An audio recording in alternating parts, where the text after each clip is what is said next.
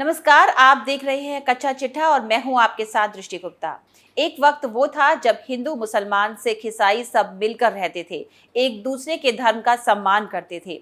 किसी भी धार्मिक स्थल के सामने से अगर गुजरते थे तो सिर को झुका लेते थे, क्योंकि कोई भी धर्म नफरत नहीं सिखाता है, एक दूसरे धर्म का सम्मान करना ही सिखाता है। लेकिन आज के वक्त में लोगों के अंदर जिस तरह की नफरत एक दूसरे के लिए देखने को मिल रही है, वो आने वाले खतरे से सभी को आगाह कर रही है। आज किसी के भी धर्म पर उंगली उठाने से पहले इंसान एक बार भी नहीं सोचता।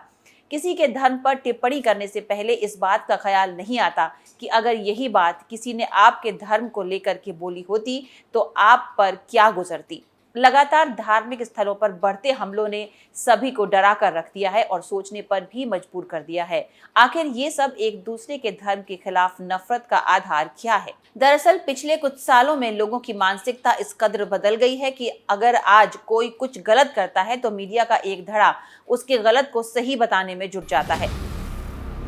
मीडिया का काम सच को सच और गलत को गलत दिखाना है, न कि गलत को सही और हर बात में प्रोपेगेंडा चलाना है।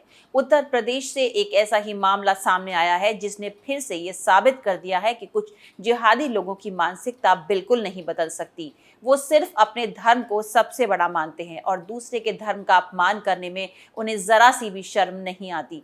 इसी का पूरा कच्चा चिट्ठा आज खोलेंगे। मंदिर में जिहादी ने मचाई आफत, मूर्तियों पर जिहादी ने निकाला गुस्सा, लोगों पर हमला करके किया घायल, मानसिक रोगी बता रहा मीडिया। कुछ धर्म के ठेकेदारों को पता नहीं क्यों ये भ्रम है कि आप दूसरे के धर्म को नीचा दिखाकर अपने धर्म को ऊंचा कर लोगे, लेकिन ये सरासर गलत है। आप किसी को नीचा दिखाकर खुद को ऊंचा नहीं कर सकते। इसी मानसिकता से तृप्त एक जिहादी इतना ज्यादा उग्र हो गया कि उसे न तो कानून का ख्याल आया और न ही प्रशासन का कि जो कुछ भी वो कर रहा है उसका अंजाम क्या होगा। दरअसल उत्तर प्रदेश के उन्नाव से ऐसा मामला सामने आया है जिसने उन जिहादियों की पोल खोल दी है जो धर्म के नाम पर धंधा करते हैं, जो अपने धर्म को ऊंचा दिखाने के लिए दूसरे के धर्म का अपमान करते हैं। दरअसल उन्नाव के बागमर मऊ में मौजूद प्राचीन बोघेश्वर महादेव में मुस्लिम जिहादी शख्स जावेद ने श्रद्धालुओं पर हमला करके उन्हें मारने की कोशिश की। जावेद ने इस दौरान हिंदू श्रद्धालुओं को हत्या के इरादे से दौड़ा दौड़ा कर डंडे से पीटा। हमलावर जावेद को स्थानीय लोगों ने मंदिर में तैनात पीएसी की सहायता से पकड़कर पुलिस को सौंप दिया। मीडिया रिपोर्ट्स के जरिए जो जानकारी सामने आ रही है उसके मुताबिक उन्नाव के बांगरमऊ के पश्चिमी टोल में मौजूद प्राचीन बाघेश्वर महादेव मंदिर में 29 सितंबर को सुबह 10:30 बजे दरगाह कस्बा का रहने वाला जावेद लाठी लेकर घुसा और अचानक से हिंदू श्रद्धालुओं की हत्या की नियत से मारने लगा। उसके इस हमले में 8 लोग घायल हुए हैं, जिनमें से एक की स्थिति काफी गंभीर है। गंभीर रूप से घायल व्यक्ति को लखनऊ भेजा गया है। घायल होने वाले कुछ लोगों के नाम कृष्ण कुमार तिवारी, मिलन सिंह, कैलाश सिंह है। जावेद के मंदिर में हमले का ये वीडियो मंदिर के सीसीटीवी कैमरे में कैद हो गया। घटना के वीडियो में देखा जा सकता है कि जावेद मंदिर में घुसकर पहले एक बूढ़े व्यक्ति पर हमला करता है और लाठी से उन पर वार करता है। इसके बाद वो एक अन्य व्यक्ति पर भी लाठी से वार करता है और उनके सर पर भी लाठी मारता है।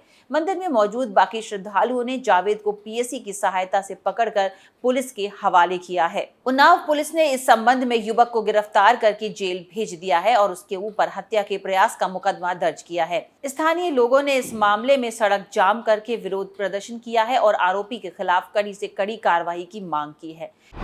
मानसिक विक्षिप्त बताने का चलन। जावेद के मंदिर और हिंदू श्रद्धालुओं पर इस हमले के बाद उसे अब सरफिरा और मानसिक विक्षिप्त बताने की कोशिशें लगातार चल रही हैं। हालांकि ये कोई नई बात नहीं है कि मंदिर में हमला या मूर्तियों का अपमान करने के लिए घुसे कट्टर मुस्लिम को मानसिक विक्षिप्त बताकर मामले को दबाया गया हो। मीडिया पहले भी ये करती आई है, इस बार भी यही किया जा रहा है। मीडिया रिपोर्ट्स में जावेद को सिरफिरा, सनकी और मानसिक विक्षिप्त करार दिया जा रहा है, जबकि उन्नाव पुलिस की तरफ से घटना को लेकर जारी किए गए आधिकारिक प्रेस नोट में इस बात का कहीं भी जिक्र नहीं है कि हमलावर जावेद मानसिक रूप से कमजोर है, यानी कि जानबूझकर जिहादी मानसिकता के जावेद को बचाने में मीडिया का एक धड़ा लगा हुआ है। और पहली बार नहीं हुआ है जब इस तरह से पूरे मामले में मानसिक रोगी वाला एंगल डालकर मामले को रफा दफा करने की कोशिश की जा रही हो। साल 2023 में मानसिक विक्षिप्त के और मामले। अगर इस प्रचलन की बात करें जिसमें मंदिर पर हमला करने वाले को मानसिक विक्षिप्त बताया जाता है, तो इसी साल अप्रैल महीने में बिहार के मुजफ्फरपुर से एक घटना सामने आई थी जिसमें मोहम्मद मोइनुद्दीन ने एक मंदिर में घुसकर देवी दुर्गा की प्रतिमा के सामने पेशाब किया था। बिहार पुलिस ने इस मामले में मुस्लिम युवक को गिरफ्तार किया था और उसे मानसिक विक्षिप्त बता दिया था, जिसमें बिहार सरकार की खूब किरकिरी हुई थी और साथ ही बिहार पुलिस पर भी कई गंभीर सवाल खड़े किए थे। 2022 में कहां-कहां रचा गया ये प्रोपेगेंडा। पिछले कुछ सालों की हिस्ट्री उठाकर देखें तो आपको साफ तौर पर सारे सबूत मिल जाएंगे कि कैसे ये पूरा प्रोपेगेंडा चलाया जाता है एक धर्म विशेष के खिलाफ। लेकिन अगर हम सिर्फ और सिर्फ 2022 की बात करें तो ये एक जगह नहीं, कई जगह पर सेम पैटर्न से घटनाओं को अंजाम दिया गया है। पहली घटना गोरखपुर की है, जब अप्रैल 2022 में उत्तर प्रदेश के गोरखपुर में मौजूद गोरखनाथ मंदिर में अहमद मुर्तजा नाम के एक शख्स ने मंदिर की सुरक्षा में तैनात सुरक्षाकर्मी पर बांके से हमला कर दिया। मुर्तजा इस्लामिक स्टेट की जिहादी विचारधारा से प्रभावित था। मुर्तजा के परिवार ने कोर्ट के सामने उसे मानसिक रूप से कमजोर बताने का प्रयास किया था, जिसे कोर्ट ने मानने से इनकार कर दिया। फैसला सुनाने से पहले कोर्ट ने मुर्तजा की चिकित्सकीय जांच करवाई थी, जिसमें वो पूरी तरह से स्वस्थ निकला था। जनवरी 2023 में कोर्ट की तरफ से मुर्तजा को फांसी की सजा सुनाई गई थी। उसे देश के खिलाफ युद्ध छेड़ने का दोषी पाया गया था।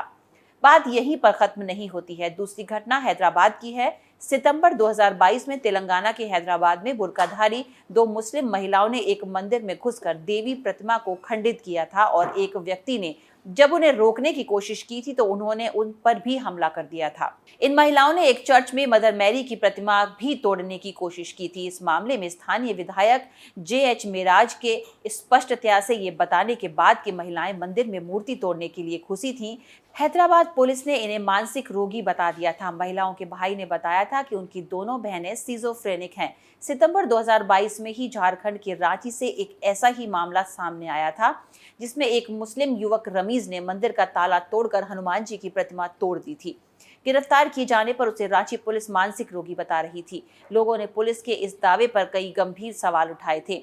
गौरतलब है कि जिस मंदिर में घुसकर रमीज ने हनुमान जी की प्रतिमा को क्षतिग्रस्त किया था, उस पर पहले भी पथराव हुआ था।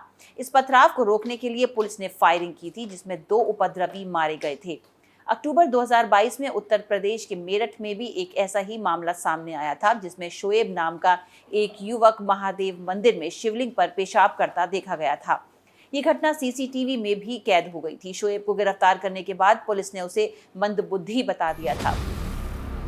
वहीं दूसरी तरफ वामपंथी मीडिया संस्थानों और लिबरल पत्रकारों की ये प्रवृत्ति रही है कि हिंदू देवी देवताओं का अपमान करने वालों को मानसिक विक्षिप्त बताकर उनसे पल्ला झाड़ लिया जाए और उनके अपराध को कम करके आंका जाए। कट्टरपंथी इस्लामिक विचारधारा की वजह से आतंकी हमले हों या मंदिर में घुसकर देवी देवताओं का अपमान, मीडिया और वामपंथी चमचे हमेशा से मानसिक विक्षिप्त का कार्ड खेलते आया है।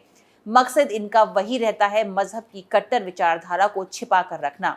सोशल मीडिया के आने से जनता के सामने इनका नकाब उतरने लगा है, लेकिन फिर भी ये अपना एजेंडा चलाने की हर मुमकिन कोशिश करते हैं।